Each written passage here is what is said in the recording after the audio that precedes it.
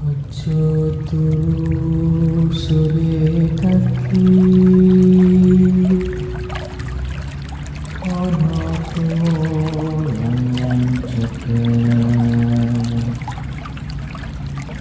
nyimpen buku perjalanan.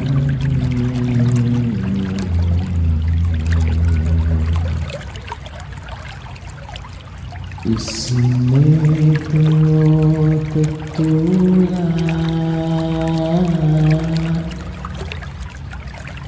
sendang kelawan tangan, ya iku bagian niro.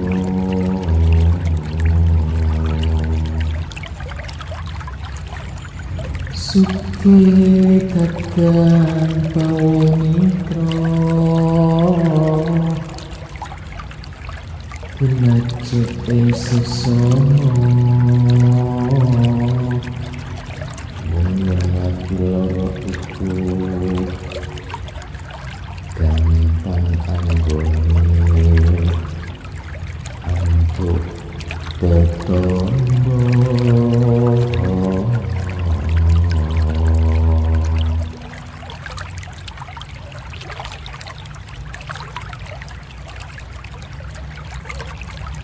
Semoga semuanya dalam keadaan sehat.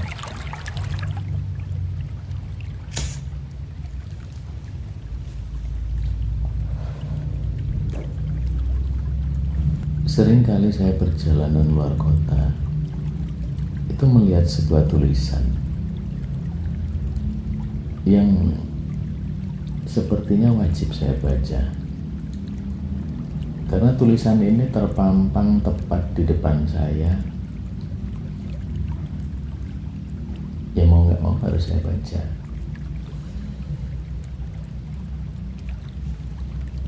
Ye bro, enak zamanku toh. Lalu ada tulisan lainnya juga yang ada di belakang sebuah truk, di belakang sebuah truk. Itu berbunyi akan indah pada waktunya. Ini seperti mengingatkan kita akan masa lalu dan masa depan. Kita yang hidup di hari ini itu tergantung bagaimana cara kita menyikapinya. Ngopi silet.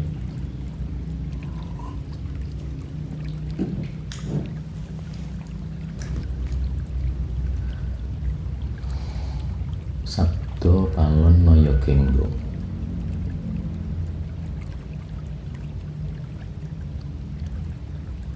Kenapa saya membuat judul Sabdo Palon Noyo Genggong? Karena kata Sabdo Palon Noyo Genggong ini sudah begitu sangat familiar sekali di kalangan masyarakat Jawa dan Nusantara, juga dunia, khususnya para penghayat spiritual kejawen.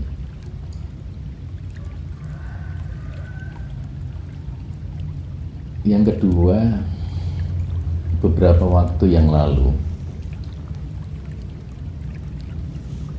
teman-teman datang, kita seperti biasanya ngobrol, ngopi, santai sambil ngudut. Kita berbincang, kita berdiskusi, kita bebas membicarakan apapun. Sampai pada akhirnya ada sebuah pertanyaan. Siapakah Sabdo Palon Noyo Genggong? Apakah Sabdo Palon Noyo Genggong nyata secara ketokohan, ataukah hanya tokoh imajiner? Jujur saja saya nggak tahu. Tapi karena ketidaktahuan saya sehingga membuat saya semakin penasaran tentang Sabdo Palon Noyo Genggong. Akhirnya saya buka-buka beberapa artikel dan saya coba berbincang dengan beberapa orang yang saya yakini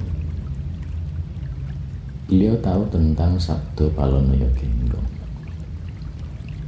Sebagian percaya bahwa Sabdo Palonoyo Genggong ini adalah tokoh nyata dan sebagian lagi berpikir bahwa Sabdo Palonoyo Genggong ini adalah tokoh imajiner. Salah satu sastrawan yang menghidupkan ketokohan Sabdo Palonoyo Genggong ini adalah Raden Ngabehi Ronggowarsito. Raden Ronggowarsito adalah seorang sastrawan, juga seorang penasehat raja. Beliau juga dipercaya memiliki pengetahuan secara keilmuan. Beliau bisa dikatakan bukan orang sembarangan, tapi orang yang memiliki linwe tinggi. Kata Sabdo Palonoyo Genggong ini bermula dari kisah seorang tokoh raja Majapahit terakhir yang bernama Raden Brawijaya V. Ini yang berpindah agama dari agama leluhur menuju agama Islam, masuk ke dalam agama Islam di bawah arahan Kanjeng Sunan Kalijaga. Karena beliau adalah seorang raja, maka beliau memutuskan untuk menceritakan tentang pindah agamanya beliau dari agama lama ke agama yang baru kepada orang-orang di sekelilingnya. Kemudian beliau berbicara dengan salah satu abdi kinasihnya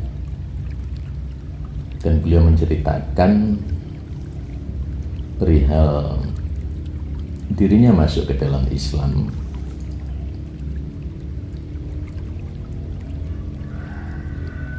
Dan Brawijaya V ini juga berniat untuk mengajak abdi kinasihnya untuk masuk ke dalam agama yang baru. Akan tetapi abdi kinasihnya menolak ajakan raja dengan beberapa alasan. Salah satu alasannya karena abdi kinasih ini merasa sudah memiliki sebuah keyakinan, yaitu agama leluhur atau keyakinan leluhur yang sudah mendarah daging dan mengakar dalam dirinya secara jiwa maupun secara raga. Dan cerita yang berkembang, ini cerita yang berkembang, abdi kinasih ini marah karena junjungannya berpindah dari agama leluhur. Dari kemarahan ini sehingga muncul sebuah janji, sebuah sabda atau sebuah semacam titan-titan kalau orang Jawa bilang, kepada Brawijaya V dan anak turunnya, juga tanah Nusantara. Tapi saya nggak akan membicarakan tentang apa yang dikatakan abdi kinasih ini. Mungkin kita akan bahas tentang apa yang dikatakan oleh abdi kinasih ini pada video-video berikutnya, insya Allah. Lantas siapakah abdi kinasih dari Prabu Brawijaya V? Beliau adalah Sabdo Sabdo Palon Noyo Genggong. Dari kisah ini akhirnya kata Sabdo Palon Noyo Genggong ini tercemar, maksud saya viral, hingga sampai saat ini banyak diperbincangkan.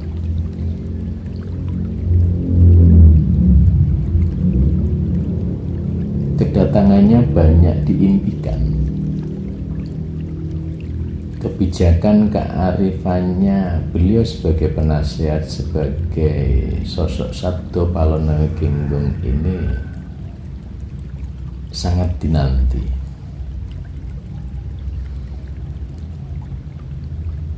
Sempat beberapa waktu yang lalu itu juga ramai di salah satu media sosial. Mereka mengatakan tentang akan datang sosok Sabdo Palon.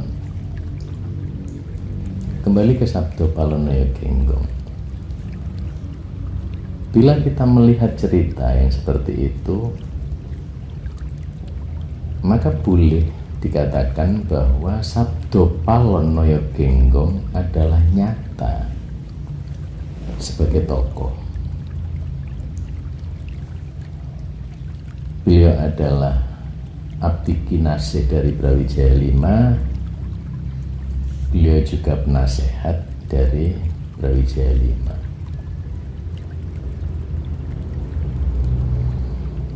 Ini kalau kita melihat dari cerita itu.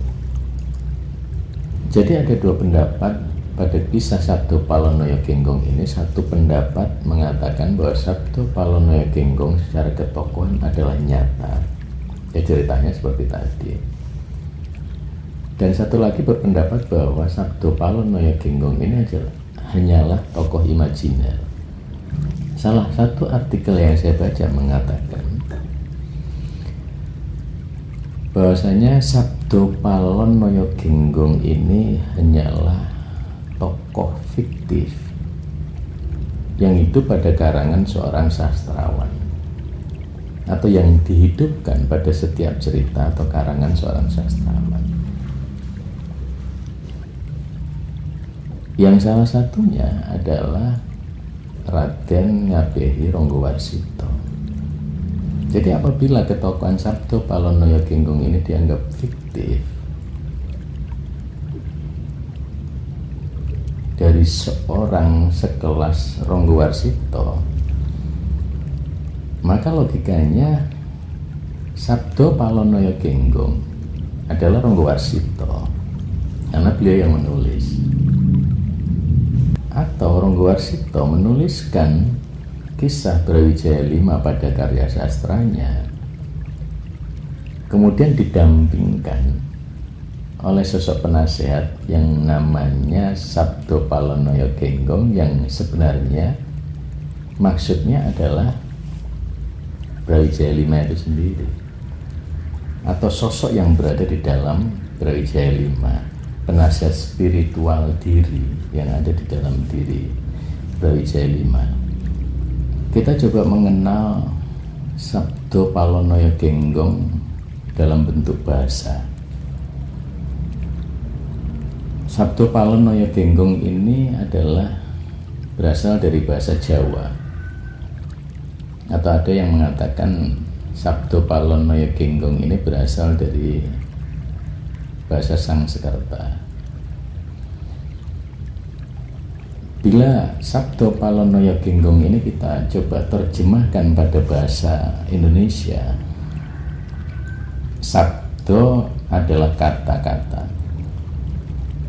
atau kalimat, palon ini adalah pengunci atau kunci. Dulu zaman biyen, zaman dahulu itu pintu rumah kuncinya itu semacam pengait, bukan seperti kunci-kunci kita sekarang. Kuncinya itu berupa kayu yang disilangkan. Jadi kayu yang disilangkan. Nah, kayu yang disilangkan sebagai pengunci itu namanya palon. Jadi sabdo palon adalah kata pengunci atau kata kunci atau kalimat pengunci atau kunci dari sebuah kalimat. Atau kalau boleh diterjemahkan sabda itu adalah ilmu, maka sabdo palon adalah kunci ilmu atau kunci dari sebuah ilmu. Ada juga yang berpendapat bahwa sabdo palon ini adalah sosok yang mampu memberikan ajaran, nasihat, dan pendapat. Kemudian Noyo Genggong. Noyo Genggong, Noyo itu bisa berarti abdi, bisa berarti perilaku, bisa juga berarti pengetahuan. Genggong adalah kata yang diulang-ulang.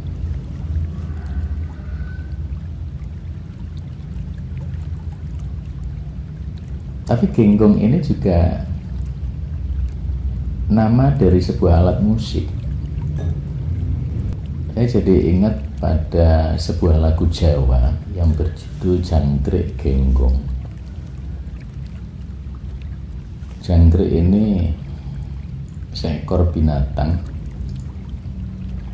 yang senangnya membunyikan suara, mengatakan satu suara terus berulang-ulang dengan sabar.